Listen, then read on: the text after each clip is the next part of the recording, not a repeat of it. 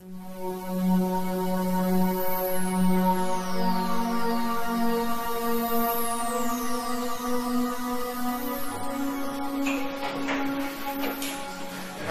my meetings there are always libraries. På alle mine møder er der altid lyslæsere And iblandt all your higher selves og alle jeres højere selv are happy that now that you are all there together. er glade for, at I alle sammen er samlet her. Because they have tried for a long time to connect each of you. You know, they do it on another dimension, and it's so complicated you would never understand, but they try to make connections, so at one day we all meet together. Jeres højere selv arbejder hele tiden på, at vi samler jer. Og det er for kompliceret, at I kan forstå endnu, men det er godt, at de er samlet. So I do only meetings when the existence tell me to do it. I don't plan it.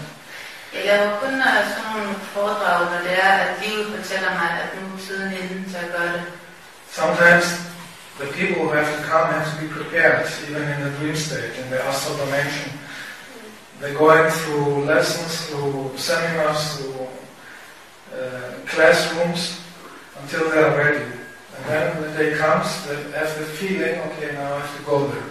Tit ikke kun ham, men os alle sammen går igennem nogle ting forinden, hvor det er, at vi ligesom bliver forberedt på, hvad der skal komme til at ske. Because now we have this transformation going on, not only on this planet, but also the whole solar system. Vi har den her transformationsproces lige nu, og ikke kun på den her planet, men i andre solsystemer også. Because you know that everything is connected in the universe. Alting er forbundet i universet. And that's why it will affect all the planets, not only on this planet.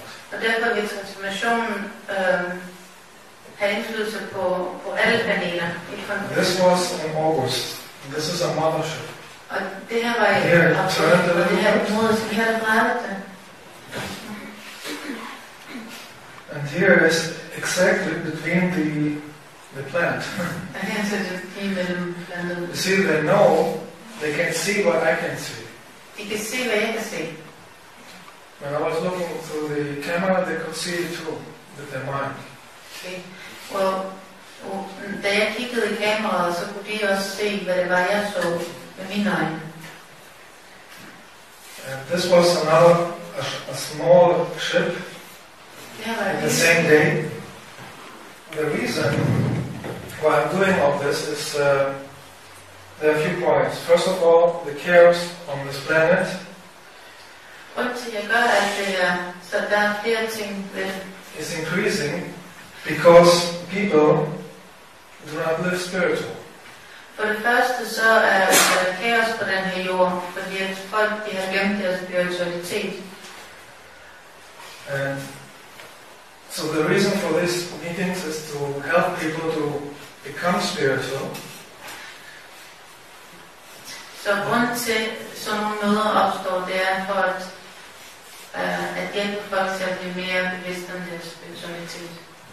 And also to help, so one day we can have, as a planet, a contact with other beings. Det vil så medføre, at vi en dag kan have kontakter med andre væsener fra andre planeter. So we're going to create some